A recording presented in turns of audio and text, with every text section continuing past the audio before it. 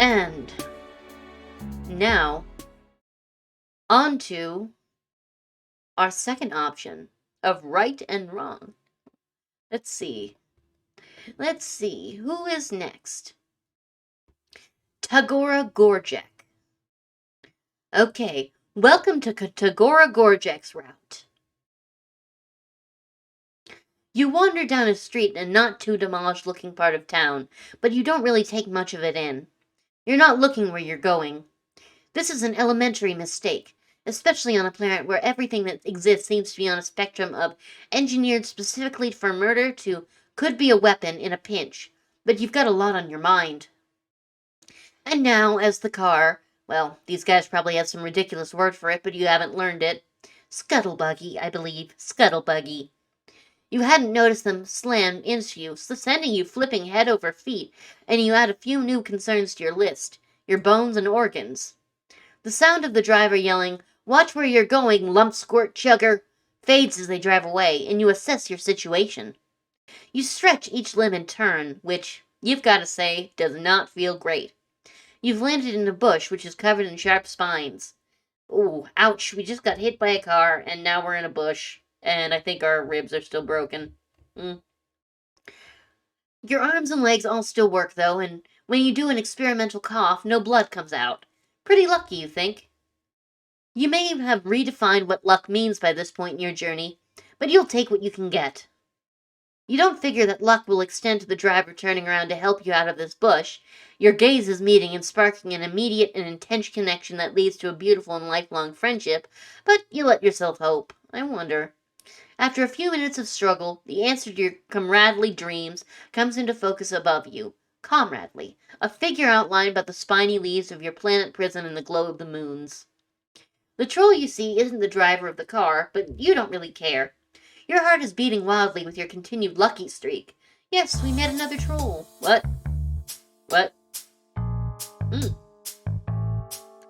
Oh, you're like a lawyer or an ambulance chaser. Hello. You seem to have fallen victim to a collide and scamper with that scuttlebuggy back there. Well, he needs the accent, actually. Have you contacted your lacerator? Legislacerator? Is a legislacerator like a... Oh, let's save. If not, I'd like to offer you my services. My name is Tagora Gorjek, but please call me Gorgor. I'm here for you, for a nominal fee, of course. He pulls out a business card from his sleek teal vest and offers you with a precise flick of the wrist. His claw beds are perfect. Oh, his nail beds. You try again to sit up, buoyed by this offer for assistance. He's some type of doctor, maybe? Or a lawyer? Or an ambulance chaser? It doesn't matter, really, because he said he was here for you. Those words go right ahead and burn themselves onto the softest chamber of your heart. You start telling him your plight thus far, reaching up through the brambles towards this beacon of hope. This guy seems trustworthy, and that's just not your lack of options talking, you swear. Whoa! As you shift, the moonlight shines on you. He steps back briefly, dropping the card. The one eye that's not covered by a swoop of product-infused hair opens wide. He recovers, smoothing his hands down his chest and straightening up, clearing his throat as you continue to explain. You're... what? Oh, yes, an alien. I knew that. I've done work with aliens before, so your situation shouldn't be an issue at all. What? 200 alien legislation stipend. Legislation. Everyone deserves an equal opportunity to be represented by me. Plus 10. Is he charging me? Is this money? Are you charging me for every time I talk to you? In fact, we may be able to use this in our favor for a larger cash settlement. It all depends on our angle. Here, try moving your chug column. My what? Oh, my torso. You aren't sure why this is necessary, but you wiggle your torso, hoping that's right. You never wanted anything more than in your meager existence than to follow this specific directive perfectly. No, not that. You add a little hip jiggle, Not so much that he might think it's a come-on, but enough to say, "Hey, I'm friendly and I know what the F I'm doing." No, you're... the thing that holds up your think pan. Work with me. You mean think pan, that would be my head, my neck. You continue what you hope is part of a troll friendship ritual, shimmying various parts of your anatomy deeper into the bush until you get to your neck, and he clasps his hands together. There we go. That one hurt, didn't it? Definitely a case of column snap, which can get us a decently hefty restitution. Your neck feels fine, or it doesn't hurt any more than the rest of you. He is charging me. But you give him what you hope is convincingly painful nod of agreement. Of course, you will need to front the initial laceration costs. We may also have to injure you further to ensure our case is convincing, but you've got to break a few cluck beast embryos to make a grublet, as you well know. Break a few eggs to make an omelet. Okay. Yes, I think we may make a mutually beneficial team, if you're willing to do what it takes to bring about the justice you deserve. So, what do you say? How would you like to help me help you? He's talking really fast, and you're not sure exactly what to think about your lack of funds and the idea of breaking any more bones, but that smile is sharp and shiny and pointed right at you. You want more of it. Do we lie and say we have money? Or do we tell him that we're broke? Let's be honest. Do you do pro bono work, Tagora? You thank him profusely for his offer to help and explain that while your situation hasn't exactly left you very rich, you'll pay him back in glorious friendship, the most infinite of resources. You lay it on thick. He seems like a guy who can appreciate a good deal when he sees one, and you can't imagine a better deal than this. He's gonna reject this, isn't he? You reach both arms up, waiting for him to scoop you up out of the pain plant like the gentle baby you are. Sorry, I don't do charity. Such a shame, too. I was hoping working with an alien might for a more interesting day than usual. He turns on his heel and walks away, his high ponytail switching behind him. Aww. Friendship is not a currency. Let's try again. Yeah, I have tons of money.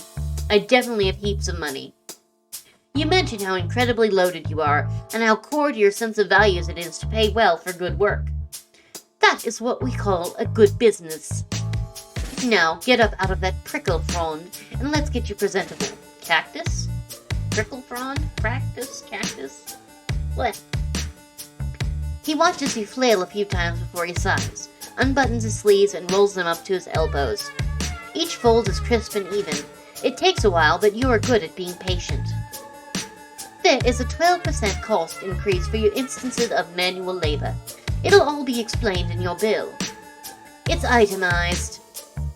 I'm sure an alien of means such as yourself will be able to handle it. Yep. I totally have tons of money. I can pay you 1,050, whatever those are, dollars? You take his hand and he pulls you up and out of the bush. It's kind of a rough job. He's not as strong as he looks, you guess. He glares at you like he's daring you to say shit about it, and you are a quick learner. He cuts you off mid-thank you. My office isn't far from here. We can go there to get things started. And by things, I absolutely mean get you clean and sign a lot of vaguely worded, yet stringently binding documents. This accent, it's hard. He walks with a purpose. You shake off the flora stuck in your various body parts and do your best to catch up. From the outside, his office basically just seems like his hive. You've learned a thing or two during this shitstorm of a cultural exchange, though. You gotta play it cool when a potential friend invites you home. You never know what cages or monsters or methods of evisceration they might have laying around, and you want to prepare a nice, chill look on your face for whatever carnage you're about to be confronted by. See, we become so cynical. Oh my god, his Lucis is a ferret. I love it. His Lucis is a ferret. It doesn't work. Your face falls to bewildered hell when you walk inside, because it's all chrome and glass and broad white walls in there. Wow, fancy house. It looks like he bought the fanciest looking crate and barrel display room he could find, down to the last useless minimalist accessory, and then never sat down in it. His Lucis, a ferret, is chilling on an enormous silver thing that's halfway between a throne and a plate tower. I know, it's adorable. Everything is clean and bright and at perfect right angles, and you don't see any weapons anywhere. It's effing creepy. I like it. I like this change of scenery. You ask him if he just moved in, because polite conversation seems like maybe the best thing you can do. In the absence of something specific to focus your fear on, you're just sort of a little afraid of everything. You're not paying me to learn my life story, unless you'd like to. In that case, no. I've lived here most of my life. I'll go ahead and add that to your bill. Cha-ching! $1,500 for a life story installment. My god, you are ripping me off, man.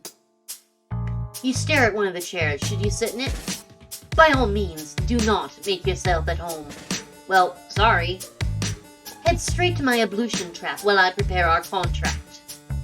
You really want to connect with this guy, and you like how you just vibe there, where you were thinking about sitting your bedraggled ass in his fancy chair and you could totally tell you were thinking it, but you don't want to be friends badly enough to walk straight into something that has the word trap right there in its name without at least pondering it for a second. You've become savvier during all this. I think the ablution trap... ablution trap. Ablution means bathing, so it's a bathroom. Let's go take a bath. You are more than a little concerned about the trap part of the instructions you just received, but hey, at least a trap you know about is better than when you don't. And with everything else you can see so freaky pristine, he has to be hiding some evil somewhere. You wonder if it's a dungeon. A dungeon could be cool. Goodbye, Mr. Ferret. Hello. The ferret bounds down off its pedestal and jerks its head for you to follow it. You do, because it seems like a regular thing to do, and Tagora is busy on his computer. Oh, wow, this is a nice bathroom. Look at that rainbow soap. It leads you to a bathroom, which is just as fancy and clean as everything else you've seen. The Lucis chitters at you for a second, squirms its big noodle body around, and leaves, shutting the door behind it. You wait a second till it's probably gone before you test the handle. It's unlocked. Huh. You wonder what the point or, motive might be for leading you to this room, until you turn and see yourself in the mirror. That is some haggard-looking stuff right there, so fair. Yay, bath time! I bet it's got all sorts of expensive products. You're flying by the seat of your pants, but you guess maybe you're supposed to take a bath? If not, and he gets pissed and unleashes the ferret on you, at least you'll meet your mate here nice and clean. Yes, scrub-a-dub-dub in the tub. You half expect some indiscernible blue goo or blood or something to come out of the faucet in the weird lumpy tub, but thankfully it's just water. Once you're in, you take a look at the truly inordinate amount of bath products you have at your fingertips. There are 3 shelves of little bottles and soaps and unidentifiable lavish sun accessories by the tub alone. There's even more by the mirror. The labels are all gibberish, of course, but you sniff a few until you find something flowery, and you go to town. You take more time than you should in there, but you haven't experienced a moment of luxurious solitude in a long time. Full-time friendship searching can be difficult work. It's good to recharge. Once you're freshly scrubbed and dried, you slather yourself head to toe with some lotion you found in an iridescent vial. You hope he won't mind you using it. He wants you to be presentable, and this stuff is sparkly. You're starting to feel rejuvenated as hell, ready to knock this friendship start right out of the park. You leave your dirty, torn-up old clothes on the floor, wrap yourself in one of the many satin bathrobes folded on a shelf, and head back out to find Tagora. Oh. He's standing in his foyer, waiting with the contract he typed up for you. When he sees you, his eyebrows tick up. Oh, the one eyebrow. I see you went with the Rainbow Drinker Serum. Full body application. Bold choice. I mean, it's an incredibly rare and expensive product, and I do expect to be remunerated, but I won't lie, it works. $15,000 for Crush Homemade Cosmetics? Oh no, we are going to be in serious debt to this guy. We already owe him $17,500. Yeah, sure, that stuff. You don't want to let on that you don't know what it is, since he seems impressed. Instead, you give his ego a little stroke and tell him that you haven't seen such a sumptuous array of self-care accoutrements in such a long time that you couldn't help yourself. Not everybody takes skincare as seriously as they should. I assumed you were taking forever in there because you've gotten lost, or didn't know how to use the ablution trap. I hadn't considered the possibility that you were just doing your regimen. Noted. Oh, negative $500 for impeccable skincare. So he admires our good skincare, that's good. Now let's see what else we can impress him with so we can jack down this bill a little. You hold your arms out to admire the well-hydrated sheen you have going on. This time, you're not really even bullshitting. It just does actually look pretty good. Tagora seems like he's struggling. He keeps opening his mouth to say something, then changing his mind. He's clutching the documents in his hands like a flotation device. He looks down at them, then back at you. I typically only use that particular product to highlight my cheek blades, but there's no real reason you shouldn't apply it more liberally, especially if cost isn't an issue. It's a little drastic for my personal style, but there is a certain unorthodox glamour to it. The next bit looks like it hurts him a bit to get out. Would you like to step outside to see the full effect? You bet your ass you would. You're curious about what he means by effect, and this seems like more fun than signing stuff. He places the documents down on his desk like they're made of glass, not paper.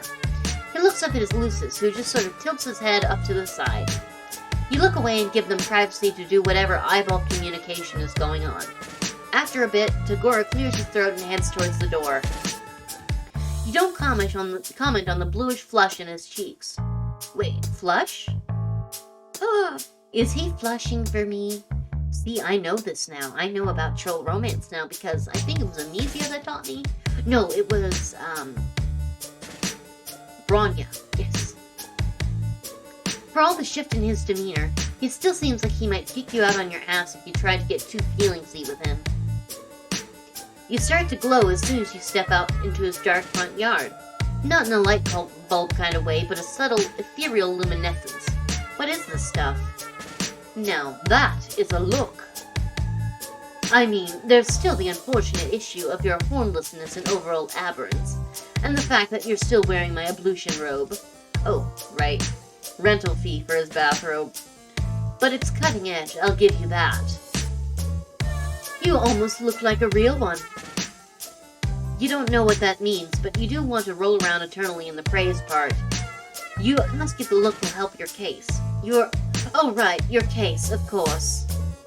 He bites his lip and looks back through the window at the paper sitting on the desk where he left him. You hope he still wants to represent you. Or at least that he still wants to hang out even if he wasn't going to. You don't get a chance to prod, though, because right then someone rounds the corner on the sidewalk in front of his hive.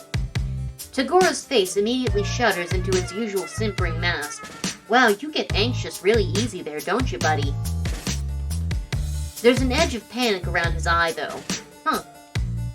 Wow, Gorjek, what have we here? It's a blue-themed troll, which if you remember right, means he's a fancier guy than Tagora. Okay, so we've got teal, blue.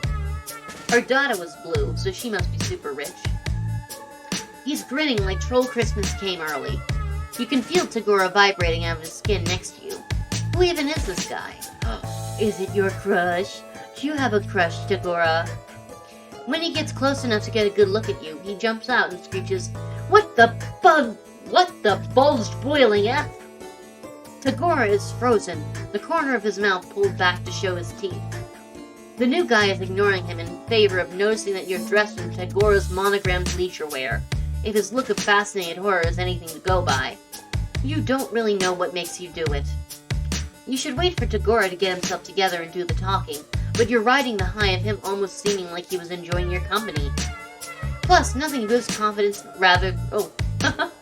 Plus, no, look at him, he's vibrating. He is vibrating with anxiety. Nothing boosts confidence like looking like a beautiful spooky angel. That would be me. Beautiful spooky angel. So you toss your head, put on your best fancy guy voice, and say, What? Never seen a real one before? You're placing all your chips on this guy knowing something you don't, or when his eyes get huge and he starts stumbling over himself to back away down the sidewalk, you know it's paid off. Tagora blinks, then jumps right in, picking up directly where you left off. Surely someone as well informed as yourself knows a rainbow drinker when he sees one. The blue guy doesn't respond with anything more coherent than a string of yelps as he hightails it back the way he came. A rainbow drinker. Rainbow drinker. Their blood is rainbows. I'm a rainbow drinker. Vampire! I'm a vampire. Troll vampire. Are you telling me you didn't know? You nod. And that you... Oh, look at that devious grin. And that you ran with it anyway, exploiting the fear that you picked up on to turn the tide of a delicate encounter to your favor? You shrug. You guess so. You tell Tagora you hope his friend wasn't too freaked out. Friend? No. I hate that guy. Huh. There are simply times when being liked by your betters is helpful. Though technically, fearing me is just as good. Better, maybe. So, you know. Thank you. Tagora's laugh is soft. Oh, that's sweet. I kinda like Tagora. It's not a sound you expected to hear. He's happy because of something you did. You can't help it, but you start laughing too. That was a bit of a rush, wasn't it? It was almost, fun. I certainly didn't see it coming. Anyway, I underestimated you. He gives you an appraising look, then takes a deep breath. You're so nervous all of a sudden. You feel unbalanced on the precipice of what he might be about to say. From one prevaricator to another, I will let you in on something. I haven't actually encountered an alien before. Oh, sweet relief. You tell him his act was airtight, and as long as everyone's doing the truth thing, you admit you lied a bit too. You aren't actually rich. Yes, that's clear now. You have the invaluable ability to fake it, though. That's potentially much better. Why don't we put your case on hold for the time being? You wouldn't have enjoyed the outcome of our legal system anyway.